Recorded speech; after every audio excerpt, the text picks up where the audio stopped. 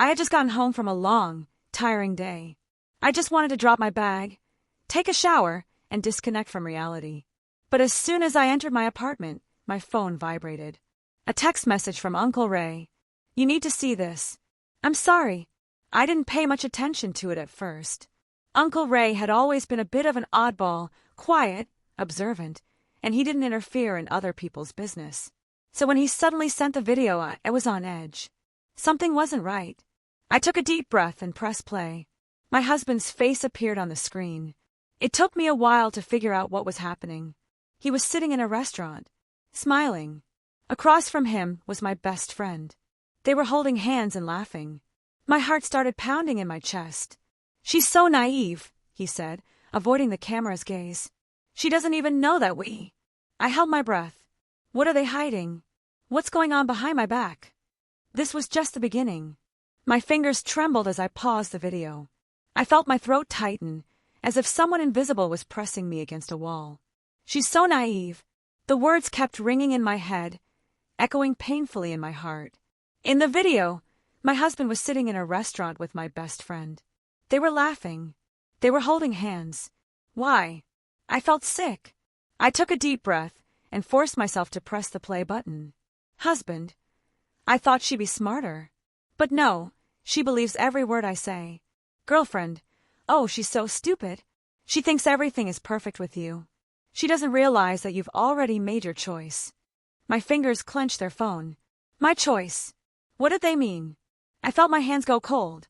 This wasn't just a joke. This wasn't just a misunderstanding. This was betrayal. Husband, I'm just waiting for the right moment. It's going to break, but what can you do? Girlfriend, laughing, well, if it weren't so boring, maybe you wouldn't want me. I paused the video. Tears blurred my vision. My best friend and my husband. They sat together, laughing at me like I was some kind of idiot who didn't understand what was happening. But that wasn't what hurt the most. They were planning to betray me. I wanted to smash the phone. I wanted to scream. But instead I took a deep breath. No. I will not give them this power over me. I will not cry. I will watch. I will wait. And when the time is right, I will strike. I sat in the dark for a long time, staring at my phone, unable to believe what I was seeing. This wasn't a dream. This wasn't some bad joke. My husband and my best friend were sitting together in a restaurant, laughing, making fun of me, and planning to leave me. I'm just waiting for the right moment. She's going to break, but what can you do? That phrase kept playing in my head like a broken record. I thought I could trust them. I thought my life was at least somewhat stable. But now I knew the truth. I'd never had a husband. I'd never had a girlfriend. I was alone. I don't remember how long I sat there staring at the black screen. But then something changed. Despair gave way to rage. A fire that had been burning deep inside me had ignited. I had never been weak, and I would not allow myself to be used and thrown away like an old thing. They didn't know that I knew everything yet, and that would be their biggest mistake. The next morning I woke up to a text from my husband. Hi, my love. Did you sleep well? Let's have dinner together tonight. I want to talk about something important.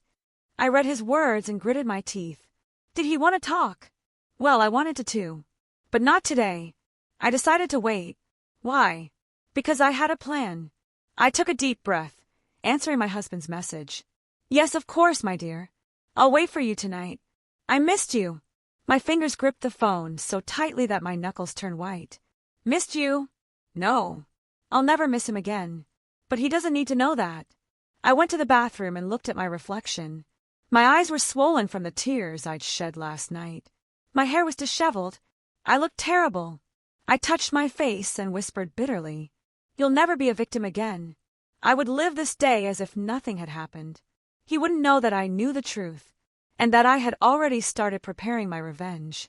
The first part of the plan, surveillance. I began to observe. I downloaded an app that synced all of his messages to my laptop. I changed his Google account settings so I could see all of his whereabouts. Little did he know that I was now monitoring his every move. Part 2. Gathering evidence. I couldn't just scream and accuse him. I needed something concrete. I called my Uncle Ray. Ray, that video. Can you help me find something else? He was silent for a few seconds, then said quietly, I've been meaning to tell you that he's not who he seems. But you are in love. I clutched the phone. I'm not in love anymore. He sighed. Okay. I'll help you destroy him. Part 3 of the plan. Calmness and fake smiles. I put on my best dress, put on my makeup like I hadn't done in a long time. If I had to play a game, I would be the best player. Dinner with my husband went perfectly. He looked at me, smiled, gently touched my hand. Liar. I love you so much, he said. You're the best thing that ever happened to me. I raised my glass of wine and smiled faintly. I love you too, my love. But deep down, I already knew that his days of happy living were coming to an end. And it would hurt, just not for me. The next morning I woke up before him. He was lying next to me, breathing calmly, not even suspecting that he had already lost. I got up, took my phone, and quickly looked through the new messages. Mistress, I can't wait for us to meet. Are you so brave that you are not afraid to come to me after sleeping next to her? Him. She is so stupid. She doesn't even know that it is all a lie. We will meet in the usual place. I love you. My fingers tightened on the phone. I love you. These 2 words, spoken to another woman, were like a knife cutting through me. But I had no right to weaken. I took screenshots, sent them to my email, and deleted the message so that he would not suspect anything. I will collect all the evidence until the perfect moment to reveal the truth. Part 1 of the plan. New sources of information. I needed more. I opened my laptop and checked the places he had been in the past week. Starlight Hotel twice. Amour Cafe every morning. Jewelry store 3 days ago. I raised my eyebrows. Jewelry store. Was he buying a gift for me or for her? I decided to find out. Part 2 of the plan. Meeting the salesperson. I walked into the store with a smile on my face as if nothing had happened. Good afternoon. My husband recently bought something here. He said it was a surprise for me, and I want to know if it was true. The salesperson smiled. Yes, of course. He chose a very beautiful bracelet, engraved with my one and only love. My heart skipped a beat. Oh, do you remember what name he said for the engraving? The salesman thought for a moment, then smiled. Yes, for Alice. Alice. It was the same woman's name from the messages. He didn't even try to hide it. Part 3 of the plan, recruit allies. It was time to recruit more people into the plan. I wrote to Uncle Ray. I already have all the evidence. Can you get anything else? Recordings, cameras. The answer came almost instantly. Give me a little time. I'll send you something interesting tomorrow morning. I didn't know what he would find, but I was already sure that it would be something powerful. Now I wasn't just gathering evidence. I was building a trap, and when it closed, there would be no escape. The next morning I woke up with a feeling that something was going to change today. I was ready to move on to the next stage. Uncle Ray. Hold on. This video will explain more than words can. I opened the attachment. The recording was from a camera in one of the hotel hallways. My stupid wife doesn't even know, my husband said, hugging her. Really? And you're still sleeping next to her? Alice laughed, putting on her coat. Well, who else is going to pay all these bills for me? My body was overcome with anger. He was using me not only emotionally, but also financially. The game is on. I decided not to act immediately. No, he didn't deserve such an honor. I acted as I always did. I smiled, made coffee, even kissed him in the morning before work. I looked into his eyes and knew that in a few days he would get what he deserved.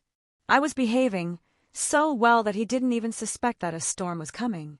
A chance meeting in a cafe. I knew that they often met at Amour. So the next day I went there too. I sat in the far corner, ordered a coffee, and opened a book. And then he came in. With her. They sat at the same table as always. I saw him take her hand. How she leaned towards him. He behaved the way he behaved with me. And then I had an idea. I took out my phone. You said you were working. I'm at the cafe right now. I recognize your friend.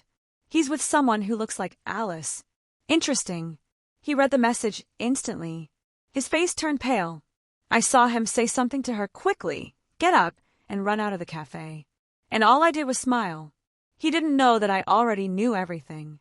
But he definitely sensed that I was now suspicious. He ran into the house a few minutes after I texted him. His shirt was unbuttoned, his eyes nervous.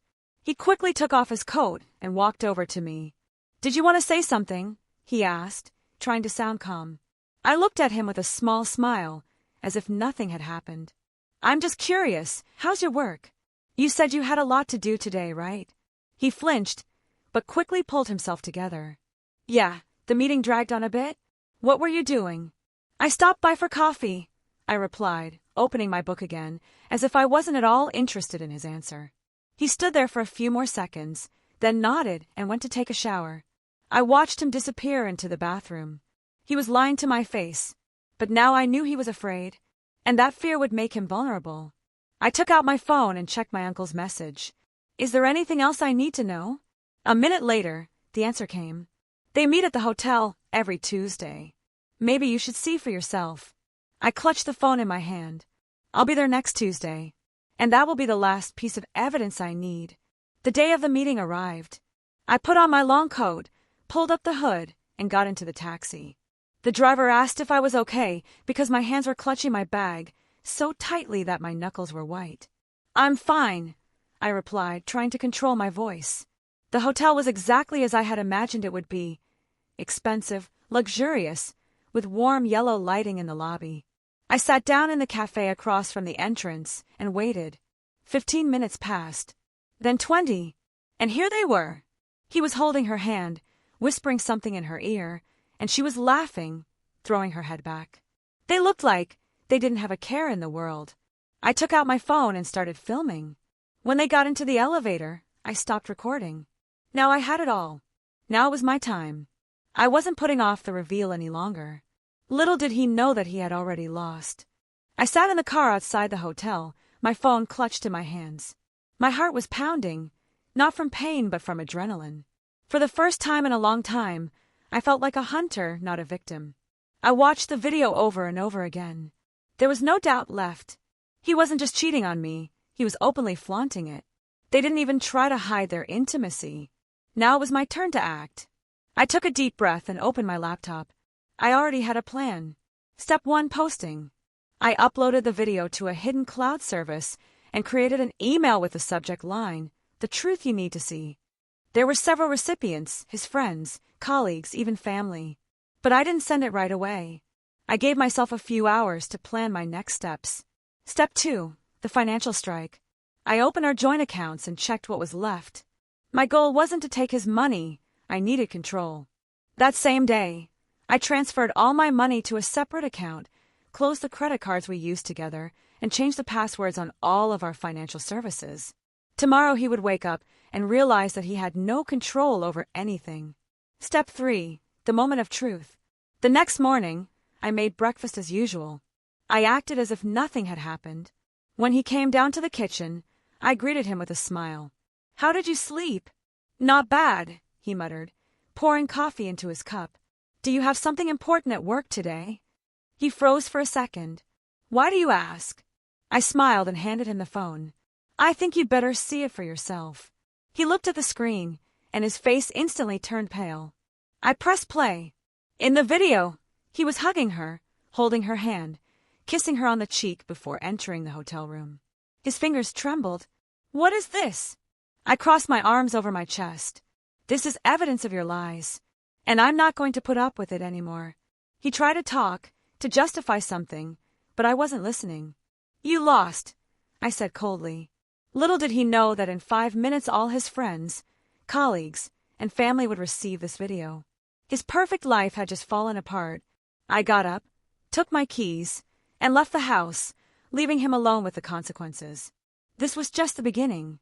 I left the house, leaving him stunned and helpless. My heart was beating fast, but not with fear, but with triumph. I knew that from now on, every day he would live would be a reckoning for what he had done. I got in my car, opened my laptop, and without a second's hesitation, I pressed send. The letters flew to everyone who needed to see the truth. His colleagues, his friends, even his parents. The answers were immediate. His mother was the first to call. "What does this mean?" Her voice trembled with anger and surprise. "It means that your son has turned out to be a liar and a traitor." "I think you should talk to him," I answered calmly. She tried to say something else, but I ended the call. The next call came from his best friend. "Are you serious?" he asked nervously. "Absolutely." He exhaled loudly. "Damn. I told him not to do anything stupid." I didn't answer anymore. Everything that needed to be said had already been said. A few minutes later, I received a text from him. "How could you? You ruined my life." I smiled. "No, my love. You did it yourself." I imagined his despair, looking at his phone, reading angry messages from friends, his parents calling him, demanding an explanation. His world was collapsing, and he no longer had the power to control the situation. This was just the beginning of his downfall. The next morning, my phone started ringing. First his mother, then his friends, then him. I didn't answer.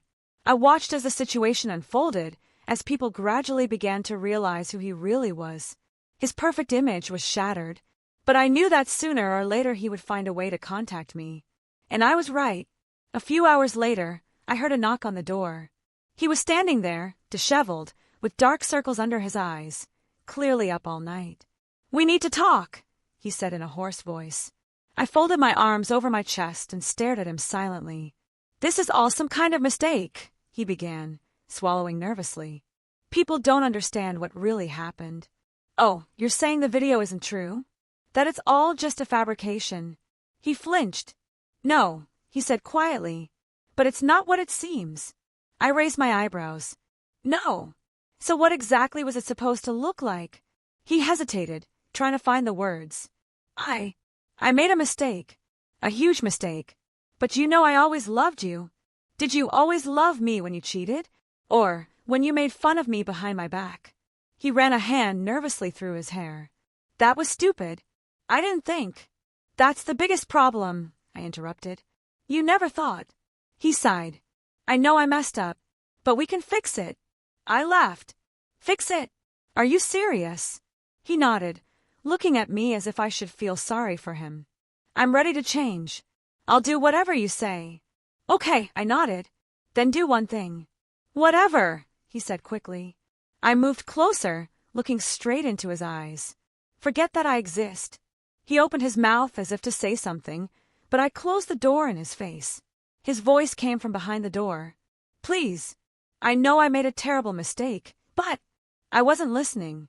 His words no longer mattered. He wanted to justify himself. He wanted to regain control of the situation. But his time was up. I won. Days passed, and the calls didn't stop.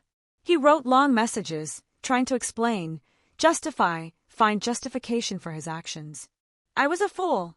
"I missed you. I want to fix everything." I didn't answer. I watched his life begin to fall apart. He lost friends. People who had once trusted him now looked at him in a completely different way.